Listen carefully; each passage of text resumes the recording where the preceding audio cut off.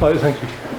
Right, so we're going to introduce tonight's guest speaker, Dr. Charlie Gardner, who I met when he was doing his walk around Norfolk, highlighting places at risk of flooding, and he came to Rockland. He's asked him to speak. So here, Dr. Charlie Gardner. Thank you, Peter, and thank you. Thank you, everyone. It's a real delight to be here. I take great inspiration from groups like yours, and it's been really fantastic to hear about the Grasshopper and the other activities that you've been up to. I'd love to have a 5-mile seed network near me, so maybe that's something I need to do. I'm a conservationist.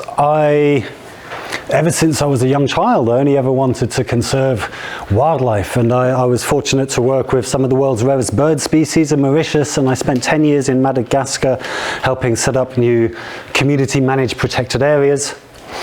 And then in 2015, I started lecturing at the University of Kent at the Durrell Institute of Conservation and Ecology, and I was asked to teach an undergraduate course on climate change, the impacts of climate change on biodiversity. And what I learned changed my life.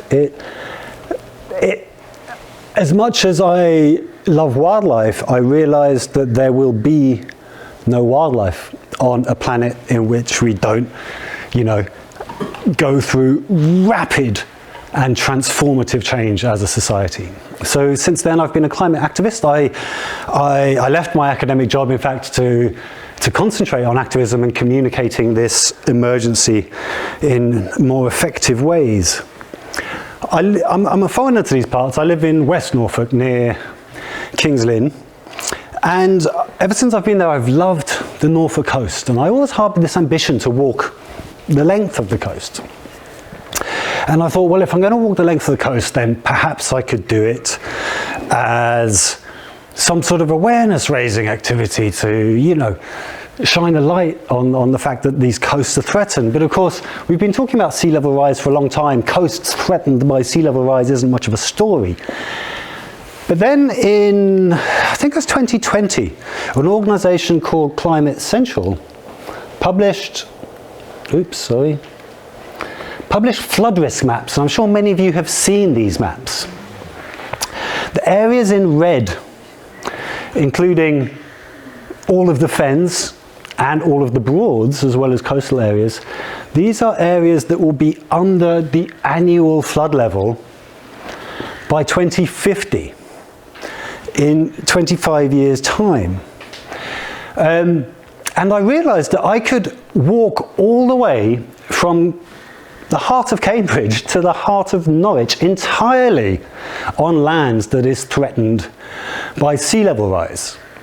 We'll talk more later about what it means when we see maps like this, and what the future of our region really is. Of course, you'll know that many of these areas are under the annual flood level already. All of this is at or below sea level, but is only kept dry by expensive and increasingly tricky defences and engineering. So I walked 180 miles over 15 days, ostensibly to raise awareness, although as I realised, chatting to people along my way, that's not necessarily what's required, so perhaps we can speak about that later too. I left Cambridge with a group of fellow activists and friends from Friends of the River Cam, and for 4 days I walked northwards along this fenland landscape, which of course was once a dynamic wetland and was drained. The incredible thing about this landscape is that the land is below the level of the rivers passing through it. Of course, this was peatland. As it was drained, that peat was exposed to air, it was oxidized, and all the carbon escaped into the air, and the land lost physical mass. If many of you, I'm sure, are aware of home fen in the fens, where they, sorry, yes? Big post. Exactly, yes. They rammed posts into the ground in late 19th century, and they're now 8 feet of metal, I think, is exposed, something like that. But of course, this leaves this land extraordinarily vulnerable. You can't be more vulnerable than being below the level of the rivers that pass through the landscape. And all the way along we see this. So this is a wonderful old church at St. Germans, well below the level of the river. So 2.5 days north out of Cambridge came to this massive feat of engineering. This is Denver Complex, the original Denver. And this place lies at the heart of defending that great big red swathe of vulnerable landscape. You'll see that the two watercourses here are very different colours. That's because north of Denver, the Great Ouse is tidal. Whereas this, and these barrages prevent the tidal river coming further upstream. And it strikes me, I wish I knew more about engineering. It's quite difficult to get a good handle on what's going on here. But it strikes me this place is really going to be playing a pivotal role in keeping the fens dry moving forward. Because just like the Broads, when we're talking about flood risk, the fens and the Broads are in a very interesting situation because the rivers are tidal. And that means they face flood risk from two directions. Inland flooding, related to lots and lots of rainfall, as you've suffered in this area over this winter, and coastal flooding associated with sea level rise and storm surges. And the great danger lies, people say, when are these areas going to flood? And when we see maps that show places at risk by 2050, it makes it sound like we have a certain time frame for when these places are going to be threatened. But we don't have any sort of time frame at all, because it's not rainfall that will determine when these places flood. It's not sea level rise. It's not storms, but it's a coincidence of events. The real danger lies if you've had several days of massive rainfall inland, and this Ouse watershed is a huge chunk of southern England. And after days of rainfall, you have all that water trying to get out. If at the same time you have a very high tide or a storm surge and this great body of water moving inland, then those two bodies of water will clash and they will spill out over the landscape. In the fens, there are areas designated to accommodate that floodwater, but there's only so much capacity that they have. This is the Ouse north of Denver on the way to King's Lynn, and you can see the tidal range here. This is very different from what the Cam was like just north of Cambridge. This is another of the Wigan Hall villages. I think this is Wigan Hall, St Mary Magdalene, I'm not sure. But it's really interesting because, so all the way along the river, I should have pointed out before, the defence is this big solid earth embankment, this grassed embankment.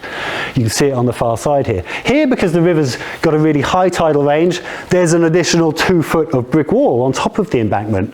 But what I found quite interesting here was that there's a tidal gauge that's significantly higher than the top of the brick wall, which shows you just what tidal range they may be expecting.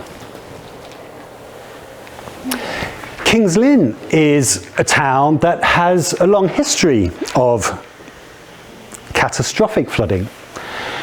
These are the floodgates on the wall of the Magistrates' Court.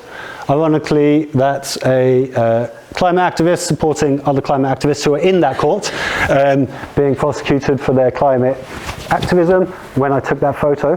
This is King's Lynn Minster, and there are memorial stones showing the height of past great flooding events. This one is from the event you'll all be aware of in 31st January 1953, when over 3,000 people were killed in Britain, the North Sea and the Netherlands. This was caused by a huge storm surge. When there is a very low pressure weather system, that low pressure sort of allows the water to expand. There's a bulge in the water. When coupled with high winds and a high tide, these storm surges can be really devastating. And of course, as we can see, they've always existed. Every time one's happened, we've built defences higher and higher. And that means when there is next a storm surge big enough to breach these ever higher defences, it's that much more catastrophic. This is really the big threat to these coastal areas, is not so much climate sea level rise directly, but the combination of sea level rise and the increased frequency and increased severity of storm surges. North of King's Lynn moved into the Wash, and one of Britain's greatest wildlife spectacles. The Wash is really something. I'm sure many of you have been there to see the wader roost. It's an area of muds that's exposed at high tide and is incredibly rich in invertebrates. We don't have a lot of biodiversity in this country that is of global significance, but this feeding aggregation of waders in the Wash is globally significant. There's a significant percentage of several different species is right there at one time. But of course, as sea level rises, it will disappear. As the sea level rises, it will push the mudflats, it will constrict the mudflats up against the land until it's not there anymore. This is just north of Snettisham, between Snettisham and Heacham. And we talk about climate change being a future threat. To this day, we still hear people saying, oh, we must take action for our grandchildren. But it's not a future threat at all. And communities in Heacham are right on, at the forefront of it, at the coalface. So here are the hard defences, and at the end of the hard defences, the land inland is protected just by a shingle ridge. But the shingle ridge is eroding because of higher and more fierce winter storms. So every year, the Environment Agency and Borough Council of King's Lynn and West Norfolk send down the bulldozers to shore up the shingle ridge. But the cost of doing so has ballooned from £1 million a year to £8 million a year. Round about now, gosh, I thought it was happening in March, but I didn't hear. This year, in March or April, the Environment Agency are releasing a report. Until now, they have had a hold the line policy. We will maintain these defences, we will not let the sea in. When this report lands, any minute now, this report may advise to let go of the hold the line policy. In which case, they will stop building up the shingle ridge. Oh, that's the result of the fire. You can see that's Wild Ken Hill where they filmed Springwatch. And that's the fires from the 2022 40 degrees heat. But yeah, this is not a future threat. This north of Wild Ken Hill and the caravan parks in Heacham might go. Within, it might take a couple of years, 2 or 3 years perhaps, after they stop maintaining the fences for this land to be breached. But that decision is being made now. We might reverse hundreds of years if not thousands of years of our relationship with the sea. For all this time, we've been saying, no, we will engineer our way out, we will do what we want, we will keep the sea at bay. Now, we might be saying, okay, we cannot do that anymore. We're gonna let it in. And all along this coast, we see the impacts of this erosion from high tides. This is just north of Snettisham. Really, I think quite floristically interesting dune communities here on the shingles and dunes. This is Holm Dune,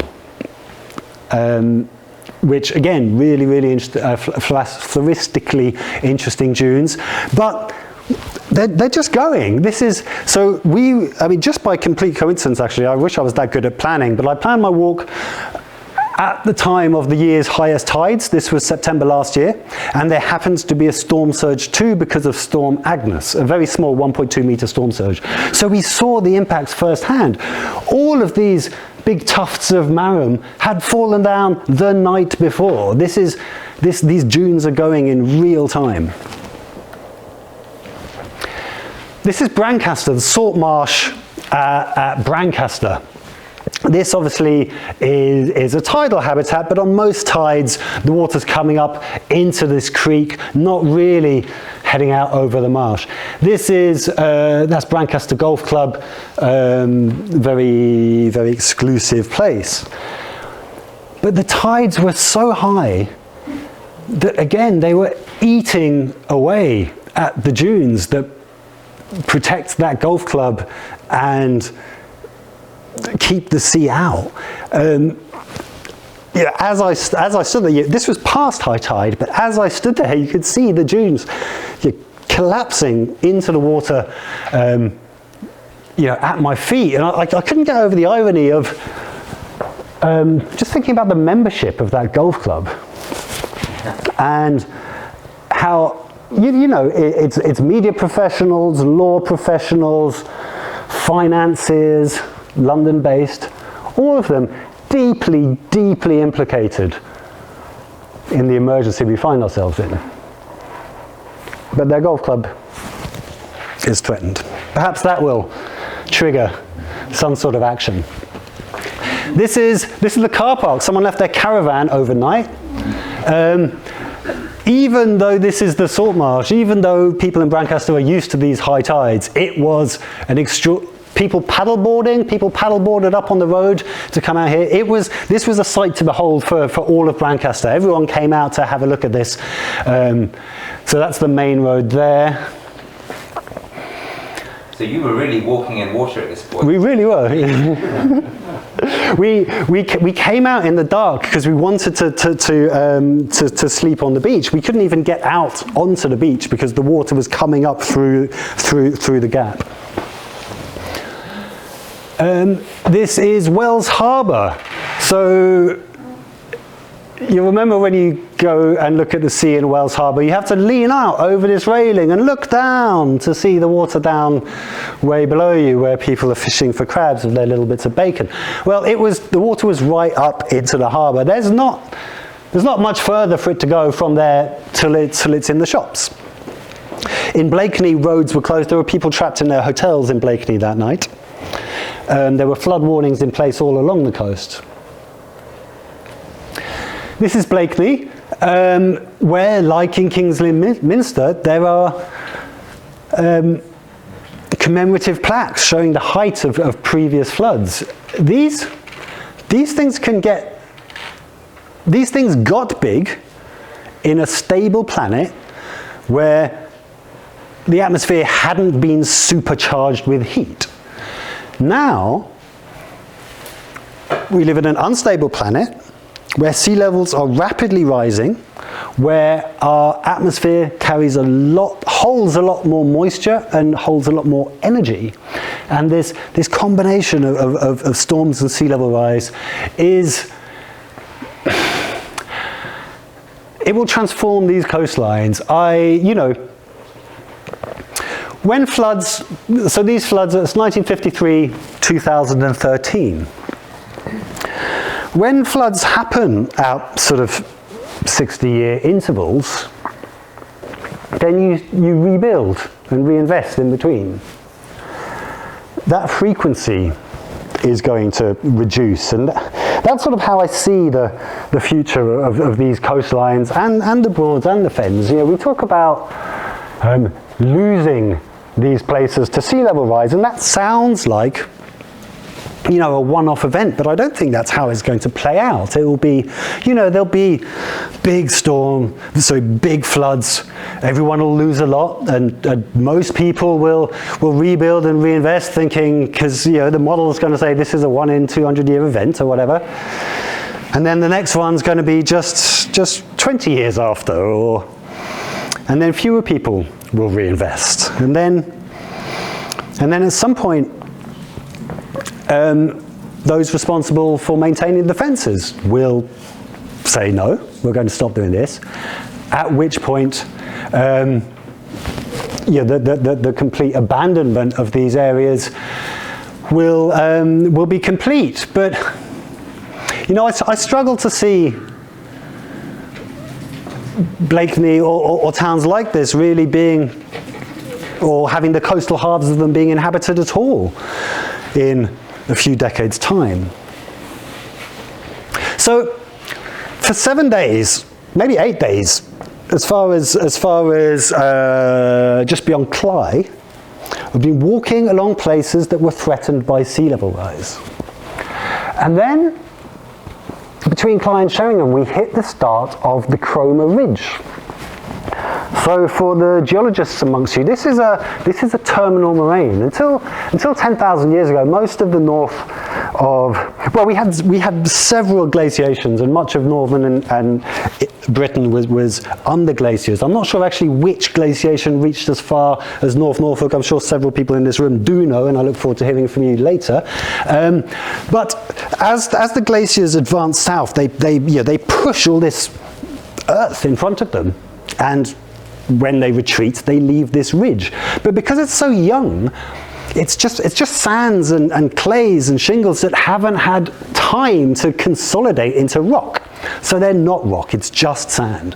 And that makes them incredibly vulnerable to erosion. So from here and for the next 4 days, the threat was not sea level rise, but erosion. And in fact, this is the most, I'm trying to find a source for this claim, but it's a widespread claim that this is the most rapidly eroding coast in Europe. I think there's a part of Yorkshire that now seeks that crown. Some places are very well defended. I think this is Sheringham. Others are not. These wooden revetments, this is east of Sheringham before Haysborough. These wooden revetments were built, I think, decades ago. And they have not been maintained. The idea is that they disperse some of the energy from the crashing waves, but they are not doing that job very effectively. And as a result, again, are losing a lot of land. And again, I'd seen that the night before we walked there. This was all fresh slumping, very, very fresh from the night before. Excuse the camera work.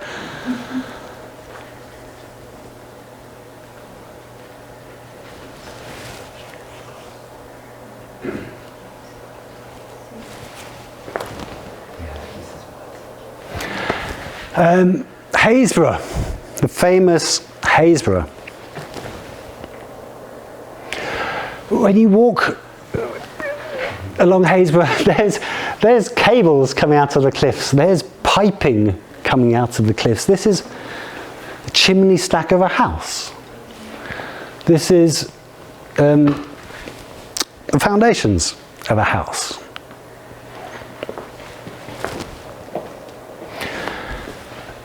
This is a Second World War pillbox built on top of the cliffs. This concrete block is the base of the stairs that you would walk down from the cliffs to get to the beach. This is an incredibly rapidly retreating coastline, and it is undefended. In Haysborough, I had the most moving experience of my walk. I was joined by a group of climate activists called the Red Rebels. These are a wonderful sort of a performance art troupe, if you like. And they joined us on the beach to grieve, really, for what we were losing. And I had the immense honour of walking with them.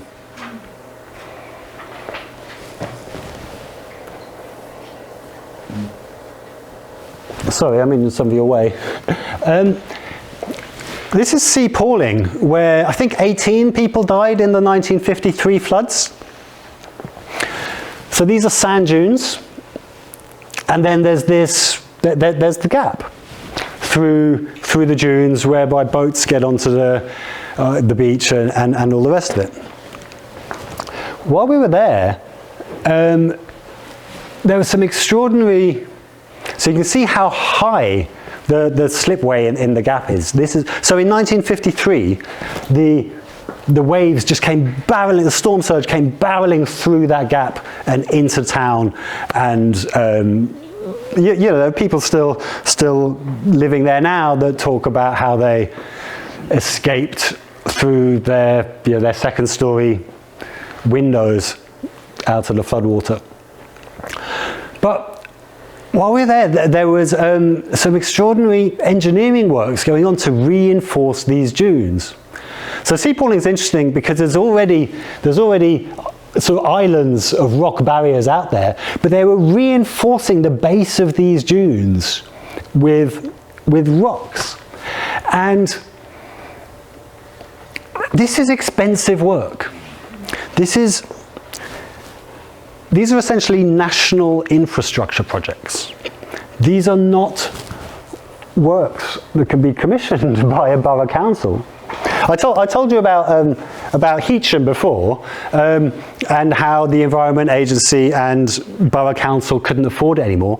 They tried to pass responsibility onto the parish council. Can you imagine a parish council? So these are national infrastructure works, and in a way, I think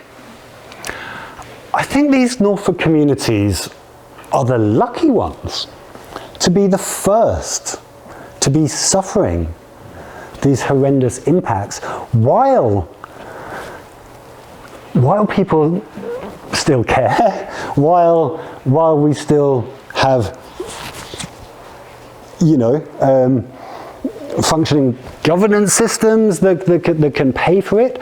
Once climate change really hits and every community is suffering these impacts, every community will be on their own, because central government simply will not be able to stretch to cover everyone. Central government isn't even able to defend or willing to defend communities now. Hemsby, a road collapsing into the sea. Hemsby is, it's in the local papers, been in the local papers every day all winter for flood risks and the community's struggle to attract funding to defend their town. The government has said, I believe, that they will not. I'm sure many of you are much more knowledgeable about all these local issues than I am, and I look forward to hearing your insights and experiences during the Q&A. I hope we don't treat it as you asking me stuff, because I'd love to hear about your experiences. Just random computer monitor falling out of the house, lying on the beach. After 11 days, I got to Great Yarmouth there. And my last 4 days, I walked up 3 days to here, to Rockland. Rupert kindly put me up, and then we walked the last day into Norwich from there. Breydon Water, which again is higher than, so this was a really high tide, and the water was coming up nearly to the top of the embankment. And again, the water is higher than the landscapes on the other side of the embankment. I presume that mill was for pumping water into Braden rather than using it to mill. But all of this land is, and again, I don't know as much about the geography or landscape history of the Broads as I would like, and I look forward to learning from you, but all of this land is vulnerable. It's clearly vulnerable because it's not lived on. And it's not even cultivated. It's very different from the fens, actually. The fens are drained, but quite well populated, and it's cultivated. There's no livestock grazing there, whereas this is all pasture. But it's valuable agricultural land. It's really disconcerting walking along below the level of the bank and having these boats passing you at eye height. It does leave you to feel a little vulnerable, actually. And I think much of the characteristic sites of this landscape are about hydrological management. These, we used wind power to drain water before, and the reason we need the wind power to drain rather than letting gravity do its job is, of course, because the land is so low. These days it's electric, big pumping houses, and smaller ones too. I think this one was quite close to Rockland, if I remember. You know it, good. I had a lovely morning there. This was Jeff, who lives on a boat at Burney Arms. So Burney Arms is where the Yare enters Braden Water, and the Waveney comes up just below it. And just in Jeff's time, he's noticed a big increase in the size of the high tides. In fact, those responsible, I guess, the Environment Agency have also noticed this, because you can see they have added to the height of the defensive brick wall by adding 4 more bricks in the middle there. I think there's only so much you can raise these brick walls before you have to start thinking about maybe doing something to prevent sea level rise. But all the way along, from Burney Arms upwards, we were hearing the same story from everyone we met, that these tides are getting higher and higher and higher, all the way up past Rockland. And then we met at Carrow Road.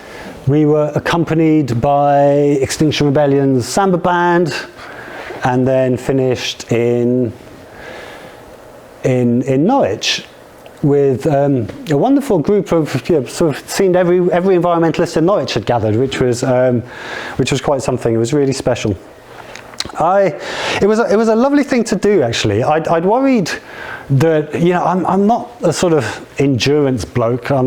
That's not my style at all. And I was worried I'd make it, but I just ended up being, I didn't advertise it at all, except just amongst a few friends in my activist groups, but I ended up being accompanied by people on almost every leg of the way. It was fantastic, and it was accompanied by some brilliant people. Nick Atchison from Norfolk Wildlife Trust joined us for a bit, Jake Fines for a bit, and others.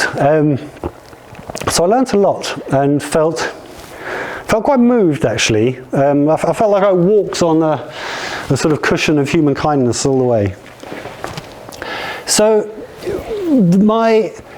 what I wanted to do was, I should have said this at the beginning, actually, I just wanted to start a conversation. When I first saw these flood risk maps, I was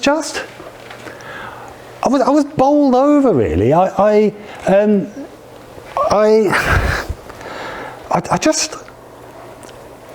couldn't believe it, and it wasn't that these landscapes I know and love and physically walk on were going to disappear potentially within my lifetime, that I couldn't get over. I mean, that's mind-boggling enough, but what really struck me was that we know this is going to happen and nobody was even talking about it, let alone doing anything about it. So what I wanted to do was start conversations, and so I really wanted to get lots of media, local media attention, and just get people talking, and we ended up being quite successful at that. We got in the iPaper and on ITV a couple of times, and Radio Norfolk. Partly it was because I had a mask and snorkel, which I don't know, I sort of grew up in the 80s and 90s when activists seemed to like sitting in baths of baked beans to raise money, and I was a bit inspired by that. It turns out, that is an extraordinary indictment of our society and our media landscape. There are 30, I think, if I get the figures right, there are 30,000 homes threatened by sea level rise by 2050. Those are the homes that cannot be defended. 30,000 of them. I'll have to check. It might be 300,000. I'm wondering now. But there are 300,000 homes threatened within the next 25 years, right? Not a story. Some bloke walks across them in a mask and snorkel, and it's a story, which is just, it's sick really, it's really wrong. But there are lessons there for us as advocates of wildlife, I think. People want to hear stories about the environment if we can tell them in a way that, I don't know, they can get the media interested, I suppose. But the main thing I was doing was, I was handing out leaflets. I think I have some actually.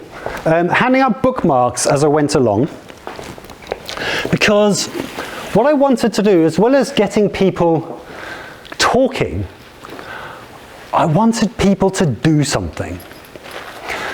Lots of people offered me money. So can you pass those around? As we were walking along, people said, "Oh, how can I contribute to your cause? Are you raising money?" And I thought, no, I don't want your money. It's very easy to give £5 and feel you've done your bit, but we are in a planetary emergency, and giving £5 to a good cause isn't enough. So I was directing people to the website.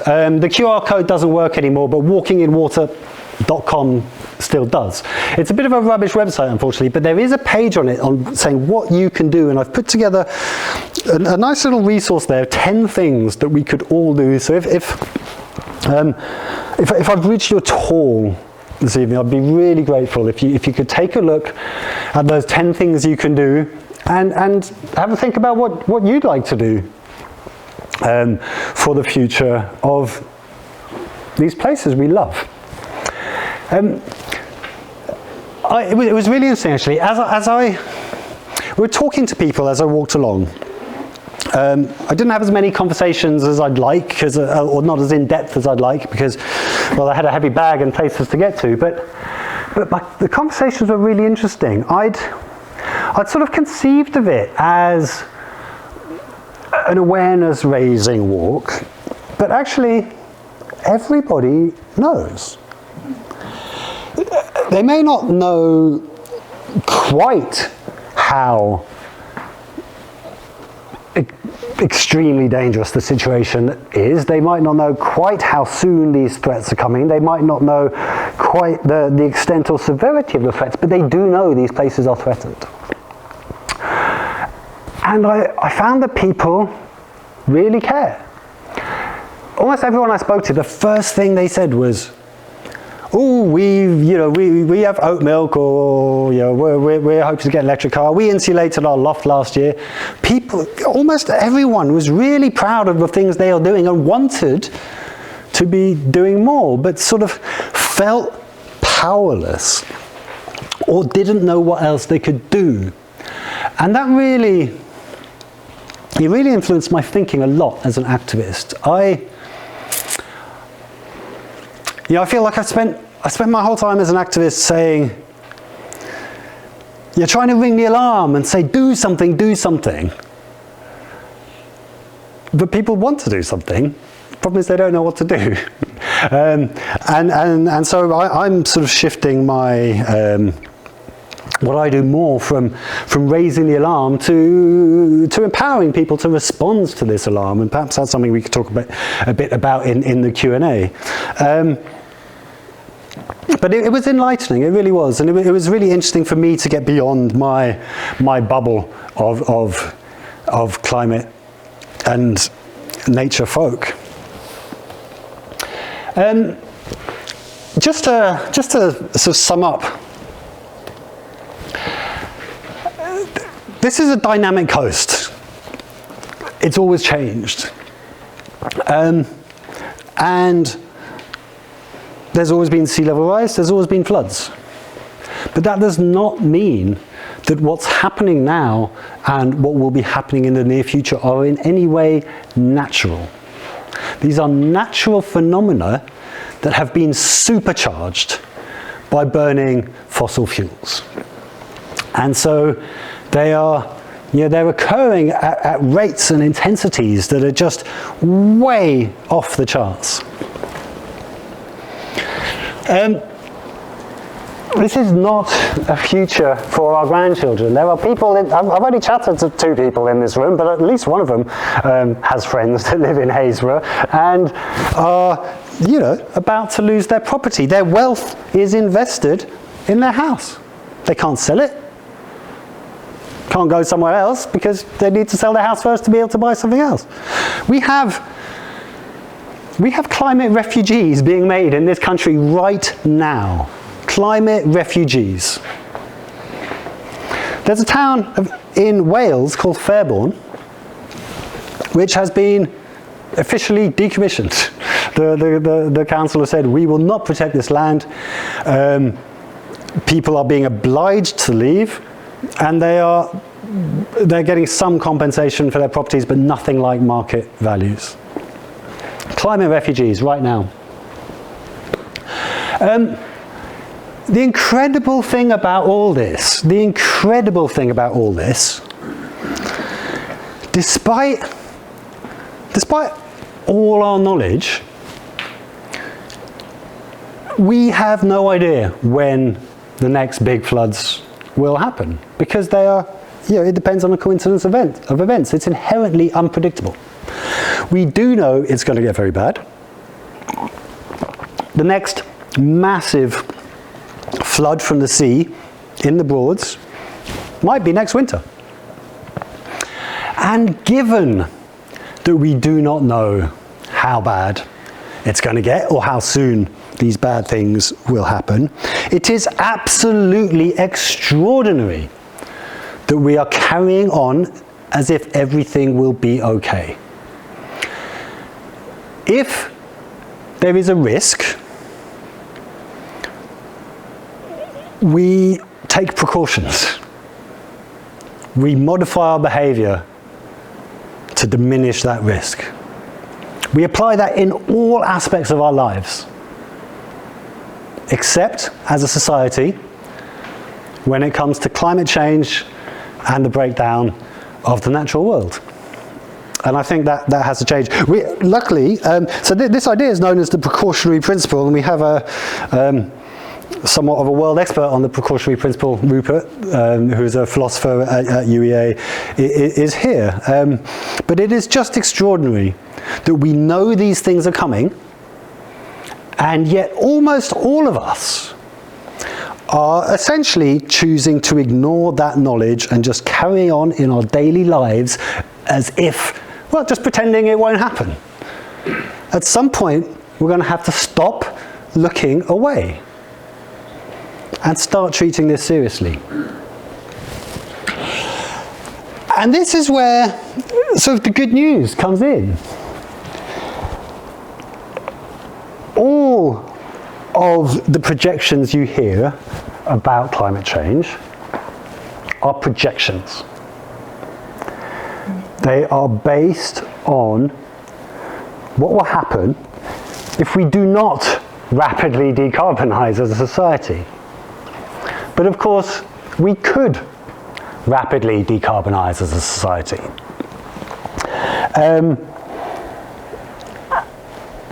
Of course, our governments are leading us in the opposite direction.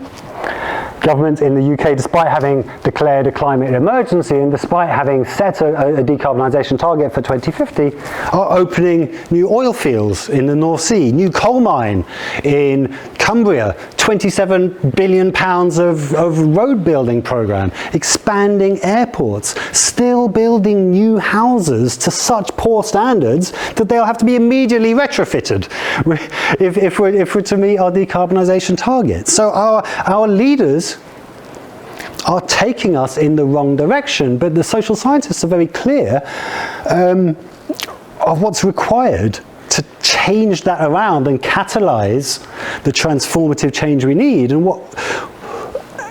what they say will get us out of this mess is social movements and reaching social tipping points. In other words, we'll get out of this mess when there are so many people demanding change and working for change and making change happen that change becomes inevitable. But if we don't meet social tipping points, these lands we love will be lost. So it remains a choice.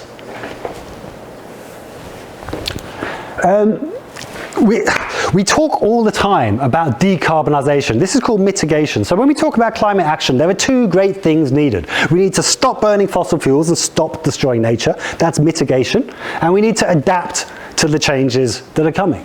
And we always focus on mitigation. But yeah, the Norfolk coast and the Broads are a very clear example. We need to adapt to. We need to think about how we were going to cope with these changes that are now inevitable. And Rupert's play, Dodo, Phoenix, Butterfly, is an exploration of what might happen if we choose to adapt or not. It's a wonderful piece of work, and I strongly encourage you to go and see it. I saw an initial showing last year, and it influenced me hugely. It's really fantastic. There are really difficult choices that need making across society. We cannot defend everywhere. What do we decide? Who makes these decisions? Which places get defended? What happens to people that can't be defended?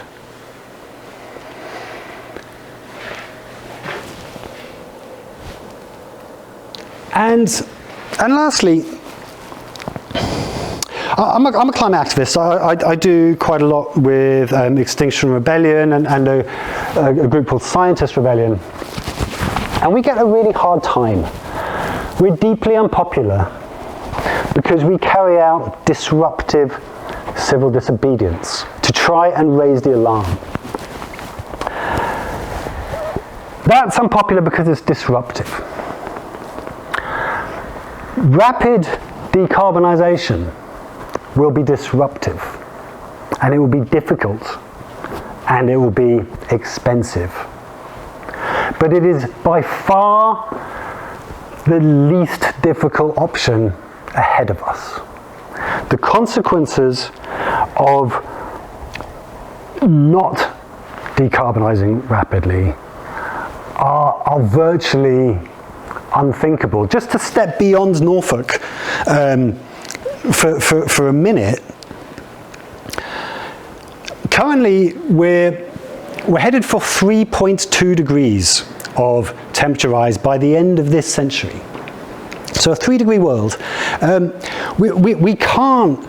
We can't imagine what a 3-degree world will look like. It's simply unimaginable. You can't model it. You can't conceive of it. What we do know, there will be no coral reefs in a 3-degree world. That's that's not just half of marine biodiversity, but 500 million people depend on fisheries from coral reefs as their primary source of dietary protein. 500 million people will be without food.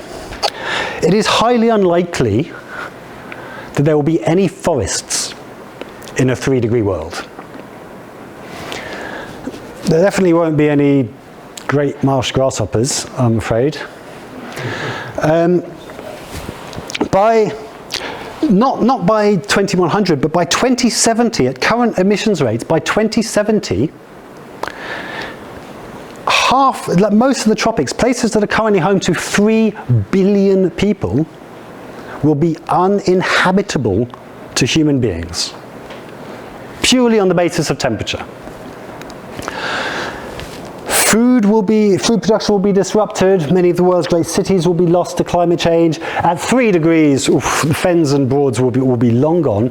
The big risk is that organized human society will not be able to cope with the rapidity of these changes, and civilization will collapse. There's a growing field of social sciences known as collapsology. And this is something I try to read as much as I can about.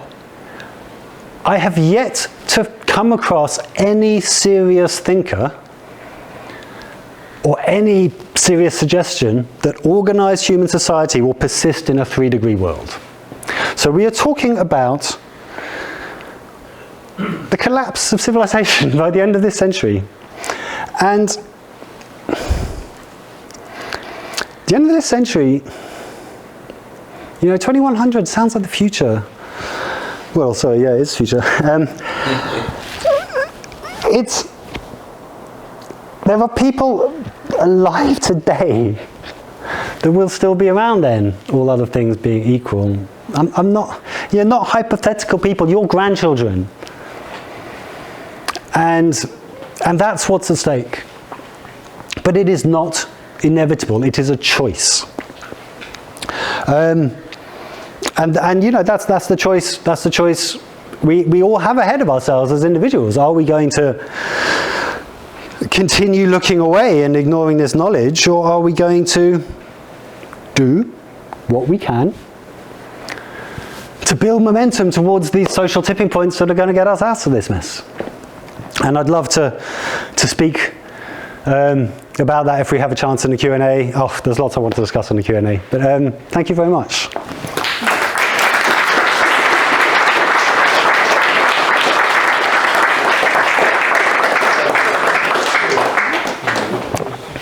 The lights on, please.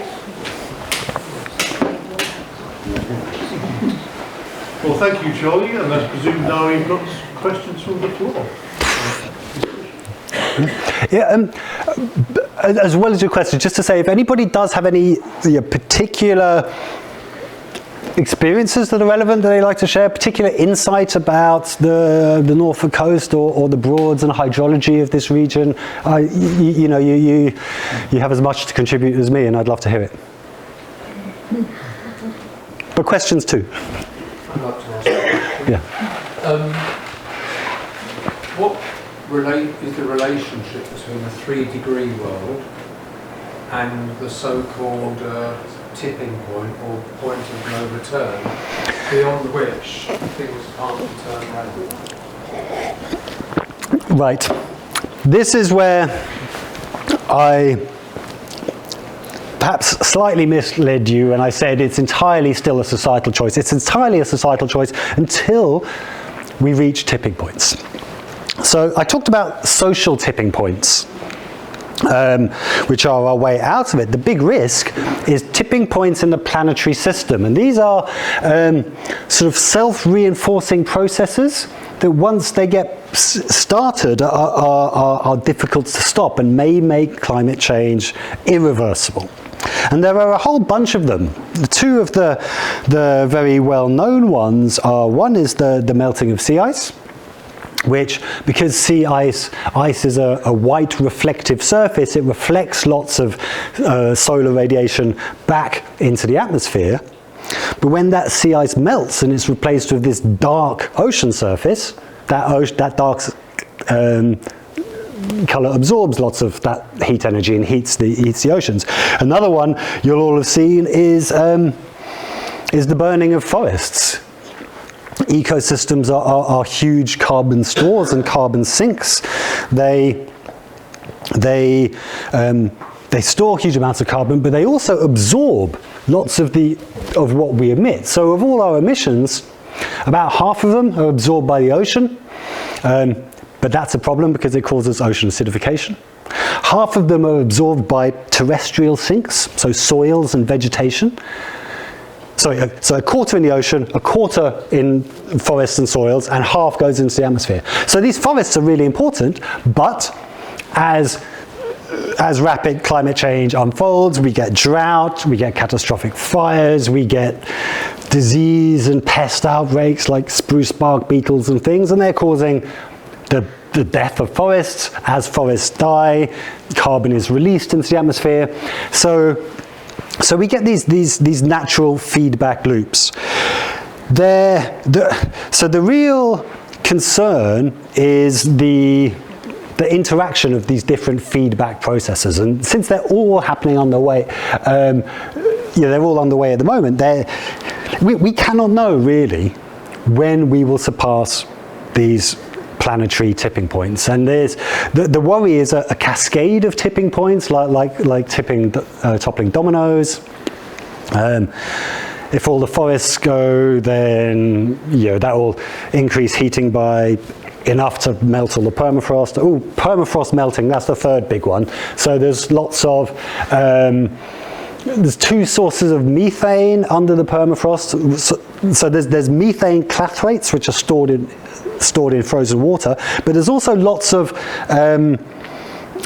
organic material, peat and old vegetation under permafrost that's currently frozen, so it's not decomposing. Once the permafrost melts, it decomposes, but anaerobically, which means it turns into methane, not carbon dioxide, and methane's a much more powerful greenhouse gas.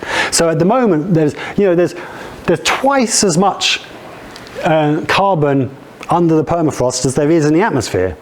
So if all that gets into the atmosphere, it's big trouble. It's very, very imprecise. We don't know the figures. Certainly in a 3-degree world, all of these tipping points will have been crossed. I think we don't know for sure, but so we're not going to keep it down to 1.5 now. If we keep it down to 2 degrees of heating, then as far as I know, there's a good chance that certain tipping points that would have been crossed at 3 degrees won't have been crossed at 2. So there is a possibility that we've crossed tipping points and it is too late. Climate change is irreversible. But that doesn't mean it's ever too late to take action. Because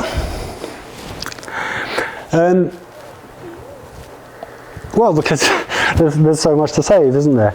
I have to say, I've got a lot more cynical as my knowledge of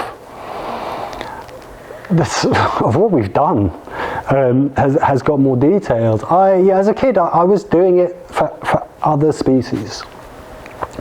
Over my time in Madagascar, I became a lot more misanthropic, and I did environmental work for other people as well as other species.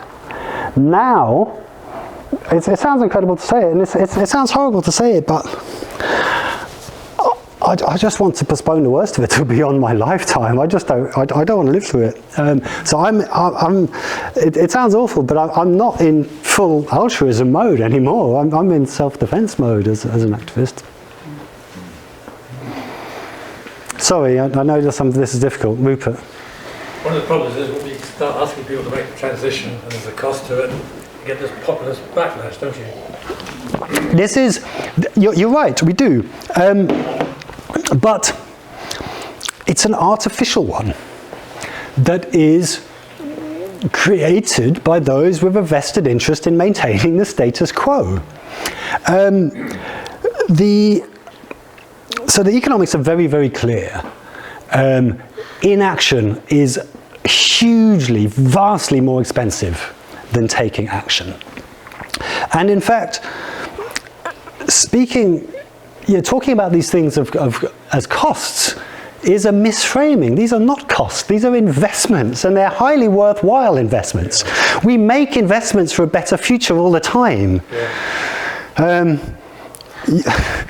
You know, young people spend huge amounts of money to go to university to invest in a better future. The idea of investing in a better future is one that we are all very, very happy with, and we intrinsically understand is just normal and right. But yet when framed, when the agenda, when the conversation is set by those with a vested interest, a financial interest in preventing the change we need, because they have a vested interest in things staying the same, that's when these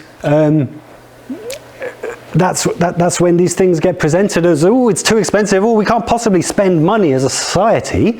But you know, we spend money as a society all the time. Everything's really expensive. Schools and hospitals and train networks are all really expensive. No one ever says we can't do that, it's too expensive. And we're talking about the future of everything. So you're right, you're absolutely right. But when we hear that, it's incumbent on us to shift the terms of the debate and point out that it is wrong to frame these things as costs. I know I got a letter from the prospective Conservative candidate for South Norfolk. No mention of climate. No. Pragmatic environmental change, I think he says. Pragmatic. Including Western Link. She's a bit sinister, I think. Rupert? Sorry, Rupert. Yeah. Charlie, thank you so much for that wonderful talk. Thank you so much for your passion and your authenticity. Two thoughts. Firstly, I really liked where you got to near the end when you were saying that what you kind of realise on the walk is that an awful lot of people basically sort of kind of know. And the issue is more that they feel disempowered and they're not quite sure what exactly to do. And that's now really the big challenge, is to help people to get a sense of agency together with other people, which is very much the analysis we have in the Climate Majority Project. And very much the kind of line that I'm going to be pursuing further in the talk that I do here in October. And that leads me to the second thought, which is I also very much liked the moment when you said, look, this is about adaptation. It's not just about prevention or decarbonisation anymore. We have to find resilience together. We have to prepare for what is coming, which I think is a really crucial insight. And I wanted to just add one small point on that, which is you showed us the images of the sea defences at Sea Pauling. And you said, look, this is very expensive. But what I wanted to add also is that it's also very carbon intensive. Yes. Right? Think of all the carbon which is being exhaled by those vehicles, etc., etc.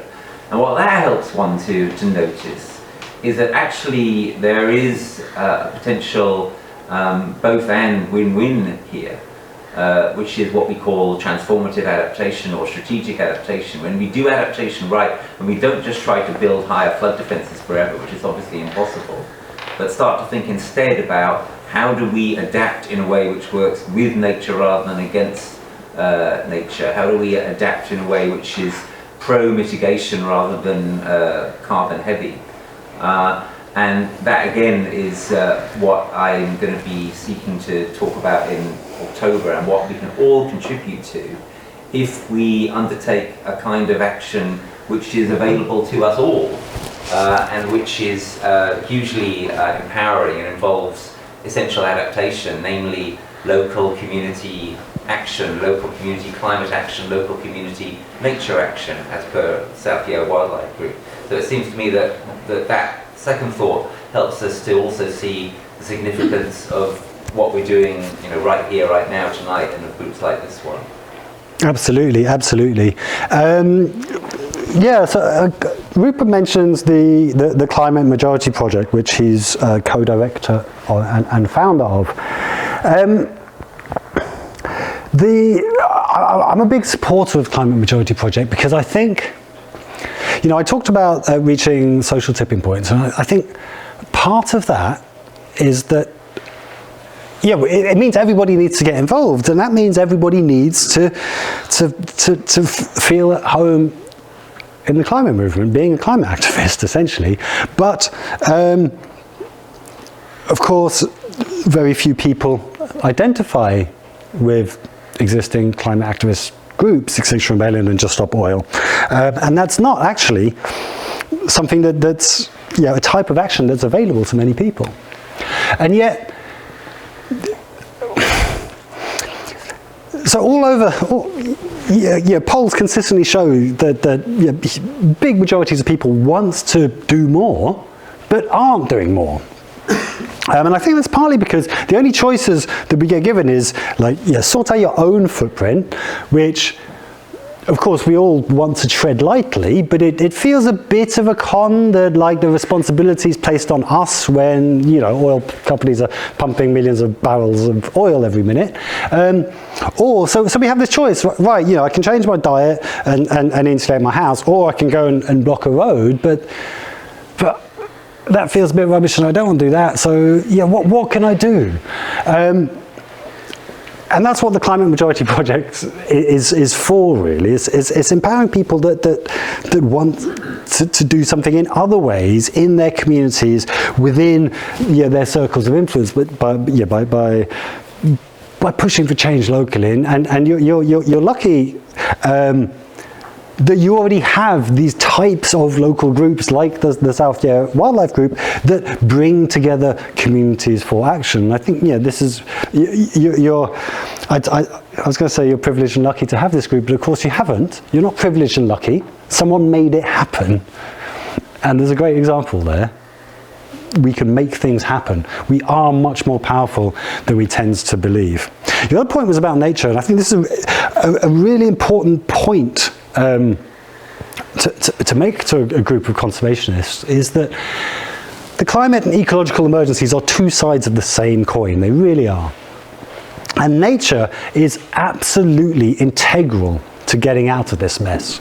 We cannot avoid the worst of climate change without protecting and restoring nature, because nature is is a big part of the sponge we need to draw down carbon from the atmosphere, because there's already too much there. But we also can't adapt to climate change without functioning ecosystems. Without functioning ecosystems, we don't have food. So nature's right at the heart of this. But I think nature advocates, conservationists and wildlife lovers need to do more to make sure that nature is placed at the heart of climate responses. Because at the moment it's not. And at the moment, people are going for cheap and easy fixes, many of which are actually really bad for nature. So the big response, because decarbonisation is hard, planting trees is easy. The big response that people are taking, corporations and governments are taking, is planting trees. Let's just plant some trees, which could be a wonderful opportunity for nature if done sensitively. What's happening is we're getting monoculture plantations, often in places that shouldn't have trees. If you plant a monoculture of trees on a natural grassland, you haven't created a forest, you've destroyed a grassland. And this is what's happening all over the world. When you look at the global maps for areas that have been highlighted for their tree restoration potential, the Serengeti and the Masai Mara are right there, top priorities for tree planting. Nonsensical. We must not let this happen. One of the big proposals is biofuels, or biomass, burning biomass. So Britain's largest power station, Drax in Yorkshire, it used to burn coal. It's been converted to burning biomass pellets. Those biomass pellets don't come from spruce plantations. They come from old growth forests in Estonia and Canada and swamp forests in Georgia. Like, we've got enough sources of deforestation, right? We do not need climate action to be a new threat to biodiversity. Solar farms in deserts, wind turbines in the wrong place, using agricultural lands to grow fuels, which stimulates further deforestation. If we are not, net zero is shaping up to be an emerging threat to biodiversity because conservationists haven't put biodiversity at the heart of the climate agenda. And yet, restoring ecosystems is what should be at the heart of the agenda. We haven't placed it there. So there's a lot for us as wildlife advocates to do to make sure that nature is at the heart of it all, yes. The only things that seem to work, and maybe you'd accuse, like the Drax power station, maybe to an extent there's a lot of greenwashing in that. Very much. But the only things that get done are the things that will still make money for probably the same people that are making it now. Yep. And I think that's the bit we're getting wrong, because we've got to link the sort of things that you're talking about and that we all want to money and divert it away from the oil industry and. You're absolutely correct. It's not coincidence that electric cars are what's highly touted as the answer to road transport emissions. That's because electric cars are the only answer that still depends on cars. But it's a good move in the meantime, isn't it? It's a step, certainly, but it's of all the solutions compared to relocalizing and active and public transport, it's well down the list. But yes, you're right. It's that it's to the extent that any climate action is happening whatsoever, it's happening because it's a market opportunity. And everything that gets done, which is virtually nothing, is because the government keeps getting up. You said about it not being cost but being an investment and mitigation measures. Government don't want to spend it within the terms of their parliament, their governmentship, if you like, and that's why it never gets done, because it's always the responsibility of the next people. They just don't spend it while they're in power. This is, I'm slightly more cynical than you. I actually think this government is implementing a fossil fuel agenda, and I don't interpret anything they do in terms of electoral politics at all. But your general point is correct. As I see it, I think our short-term electoral systems are not built for this type of emergency action we need. And that's why. So that's a large part of the reason behind two of Extinction Rebellion's demands. Our first demand, back when we started in 2018, was decarbonisation by 2025, when all the targets are decarbonisation by 2050, precisely for that reason, because you can't kick the can down the road and leave it to your successor to deal with if you have an immediate target. So anyone that works with reaching targets, always you need interim targets. The second thing we call for is participatory democracy, deliberative democracy, to take, essentially to allow politicians to make difficult decisions, really. So the idea behind this is that a representative sample of the population is selected at random, like jury duty, but you have 100 people and they will represent the population, so there'll only be 2 rich people, and etc., etc. These people gather, they hear from the experts on an issue, and then they make recommendations. And the idea is their recommendations are good because it's the result of deliberation and a variety of voices, and the greater participation at early stages, the better the decisions end up being. They're based on expertise, not what the media is saying. But the key thing about them is that because the outcomes of the participatory process are the outcomes of a group of people, not a politician, it allows the politician to implement them, because I didn't decide this, the people decided this. It's increasingly, it's not activists that are proposing this, it's political science. It's not activists that are developing it, it's political scientists. They've been used most famously in the Republic of Ireland, when they were addressing the question of abortion. And abortion was just political dynamite. No one wanted to go anywhere near it. And so they had a citizens' assembly. The outcome of the citizens' assembly was that they proposed a referendum. So the government said, okay, we'll have a referendum. They had the referendum, and abortion was legalized. They liked it so much that last year they had a citizens' assembly on biodiversity in Ireland. I can't remember the details, but there was really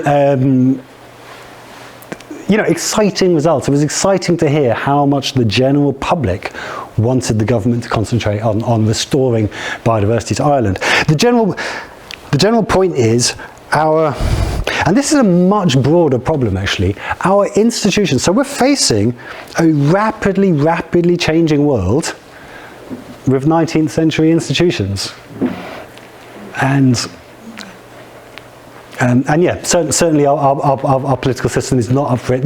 I think you were right in identifying that short-termism in political thinking, that's a real barrier. But there are ways of overcoming it if... How encouraged were you by people that came up and talked to you when they saw you on your walk and said, oh yes, we're doing this, we're doing that?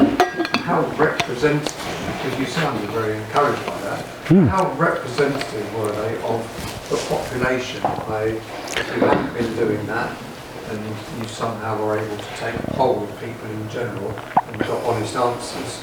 How many people actually are doing something meaningful, do you think? Depends what you mean by meaningful. And I'd argue that very few of us are doing anything meaningful, because it literally is, it's a planetary emergency, and taking the bus to work isn't sufficient. It's as important as it is, it's not sufficient. I think very few people are doing anything meaningful, but I also think that is not necessarily a reflection of a lack of desire. I mean, still not everyone, still not a huge proportion of people wants to do something, I don't think, but lots more want to act than are acting, and it's because I think sense of powerlessness, not knowing what to do, or not feeling it's for them, because I'm not an environmentalist, or I'm not left-wing, or I'm not a hippie, so I don't do that. It's for other people. The effect of the disaster haven't hit them yet. Well, so this is, you're right, but I think we've had this hypothesis for a long time that sooner or later things will get so bad that people will be forced to act, and I worry that evidence isn't pointing to that actually happening. We haven't suffered disasters, but many places in the world have. North America, much of mainland Europe, really in the last few years have had real catastrophes, and there's not much sign of an organic response to that. And what I think that indicates is that these things don't necessarily just happen.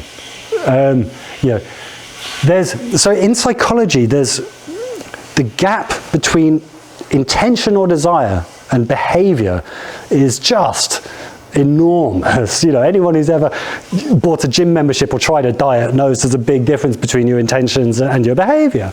And I think popular responses need to be built. They need to be catalyzed. I think, you know, I think there can be popular responses in the wake of disaster if there are people going into disaster-struck places and organizing and making meetings happen. But someone has to make meetings happen, I think. Sorry, Rupert had a reflection on your earlier point, I think. Yeah, just a couple of quick bits of poll data which are relevant. So one interesting poll asked people, what are the barriers stopping you from taking significant climate action? This was like life-changing stuff, etc. And 9% of Brits said, if I was told what that action was, I would do it right now. You know, there's not, I would have some intention, I would do it right now if I only knew what it was. I thought that was quite interesting. Did you say 9%? 9%, yeah. Oh, not 19. No, but 9%, that's a lot of people. That's like 7-8 million people are just waiting to be told what to do, and they'll do it right now. Another interesting poll, people are asked worldwide, would you give 1% of your income direct to climate action? And 85% of people said yes. But then they asked another question, which is, what percentage of people in the world do you think are answering yes to this question? And people answered 63%. So in other words, more people are up for doing this kind of thing than people realise. We haven't fully understood how much other people are cottoning on to this. We think we're the minority, Yeah. but we're actually the majority. We're actually the majority. But the reason we think we're the minority is because we don't speak about it. So everyone, and this is the key lesson, I think, is we are social animals. And the most powerful force there is social contagion. We look to other people for cues as to how to think and behave. Sorry, I realise you're getting up. Can I just make this one last point? Yeah. There's this wonderful psychology experiment some of you perhaps may have heard of called the smoky room experiment. Psychologists they did this at Yale in the 70s. They asked students to come. Students thought they were coming to a meeting. While they were in the waiting room, they were asked to fill out a form, and they started pumping smoke under the door. When they were alone, almost all of the students got up within 2 minutes of noticing the smoke to find someone to warn them about it. Almost all of them within 2 minutes. They repeated the experiment with actors who were told to visibly notice the smoke and then carry on filling out their forms. When this happened, the students, the study participants, they'd notice the smoke and then they'd look around them. Maybe these people know something I don't. You know, they must know something I don't because they're not doing anything. Obviously, I don't want to risk embarrassing myself by getting up and, you know, creating a fuss if it's all about nothing. So these students would sit there for up to 20 minutes while the room filled with smoke because nobody else was acting. And this is exactly where we are in our society right now. You read the newspaper and UN warns climate catastrophe imminent, and then you walk out of the house and everyone's just going along their business like nothing's happening. You thought, I must have misinterpreted this. How on earth could this possibly be real? Because if this was real, everybody would be doing something. So we are kept inactive by the inactivity of others, and that's why doing something is so powerful. 2 points. You've mentioned in the end of your sheet at the end, rapid decarbonisation is the best action. Could you give us some examples of what you mean? So, well, we need to stop burning fossil fuels. So that means swapping all of our energy sources from oil and gas to to renewable or alternative sources. So mostly, the easiest way to do that is through, the easiest thing to decarbonise is electricity, which you do through wind and solar. And then you electrify everything else. So you run, rather than heating your house off gas, you heat it through electricity produced sustainably. However, these are not things that can be implemented on a household by household level. They need to be done by governments. So we can do things in our own lives.